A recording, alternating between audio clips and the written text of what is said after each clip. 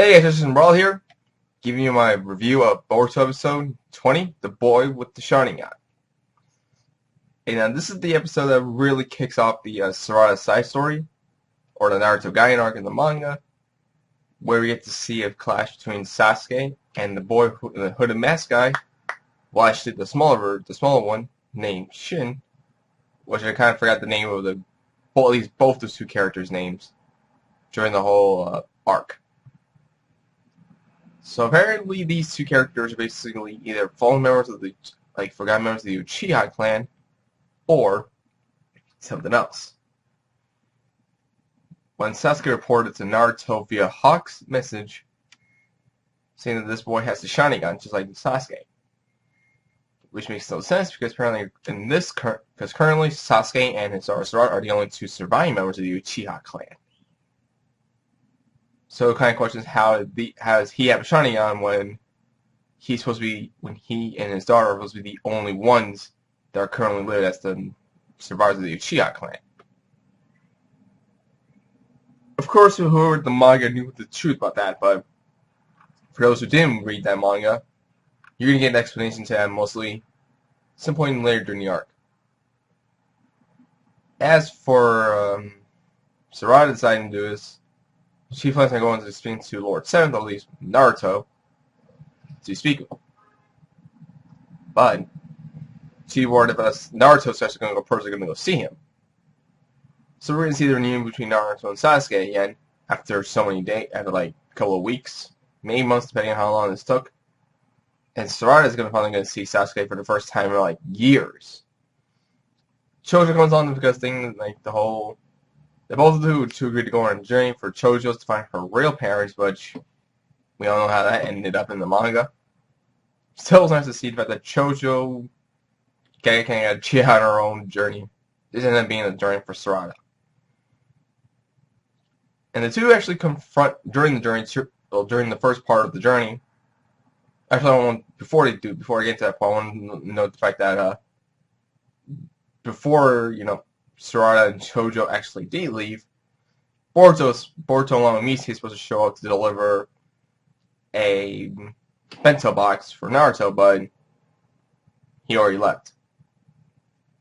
So Sarada eggs Boruto on least and knows Boruto enough to take it. Let me deliver. I'll deliver it for you. And he's like, no, this doesn't really matter. I'm going to go back home, give a word to my mom because she always makes lunch for him, but he doesn't take it because he's always too busy. So it's nice to see the family dynamic between the two. Boruto, on the other hand, can't stand the fact that his mom's making lunches for him, but he's always too busy, or at least in the point when he leaves, he doesn't take it. So that was a little nice to see. Also important about that, I think during the original manga, I don't think Mitsuki was actually there. Mitsuki wasn't even part of the whole thing. So it was nice. So it was a little weird to see Mitsuki be part of that team since he wasn't. I don't think he was in the manga. Then again, Mitsuki wasn't really fully introduced into the series until the Boruto movie, and the manga came out before the movie, so that was a little weird. See, I have some coffee here. Then actually going to them after finally agreeing to that Boruto gives Sarada lunch. They finally go off. They actually confront the boy with the Sharingan, who calls himself Shin. But before we get into the fight, there's this one little scene here between Shin and his father, which we don't know his name just yet, or at least I forgot, and most people who read the manga might know what his name is. I kind of forgot his name was, but during that little conversation the two had, Shin and the hooded man said that Sasuke is the failure of the proud Uchiha clan, and that he cannot be forgiven because he killed Itachi. Which, by the way, I'm pretty sure those two in your hand don't quite know exactly the truth behind the Uchiha clan massacre, and to feel that Sasuke is currently not exactly compared to the Uchihas that came before him, like the likes of Madara, Itachi, Shisui, of course. Sasuke is basically kind of like the only one of the clans that's not that well known since, or at least not as much popular as compared to the other three.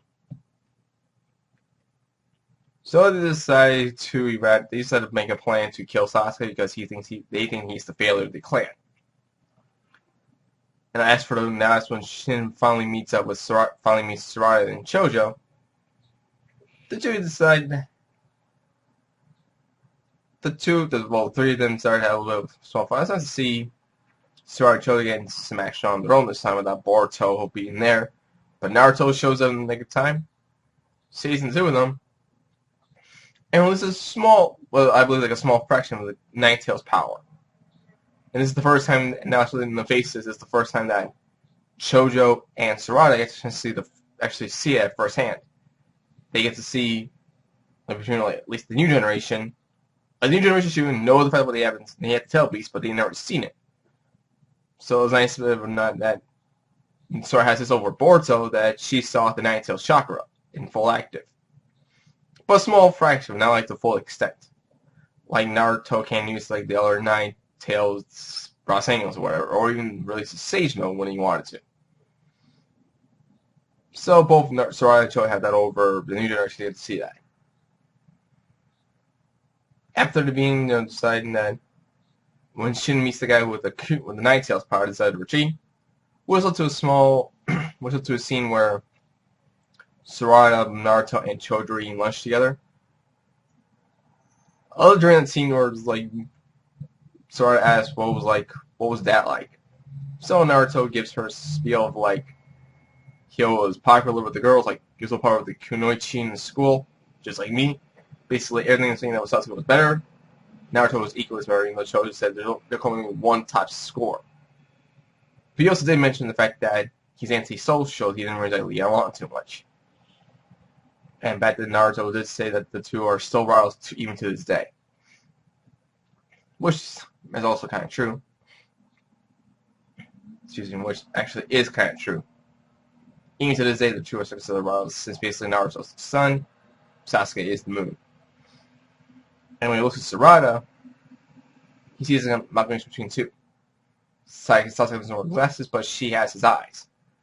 But she also takes appearance from Sakura.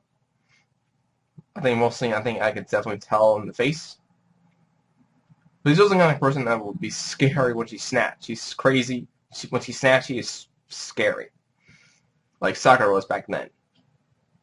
As for her journey on ahead, they decided to keep going on. There was some scenes where there was like, decided to go on ahead into a spot where they're going to meet Sasuke. They finally did.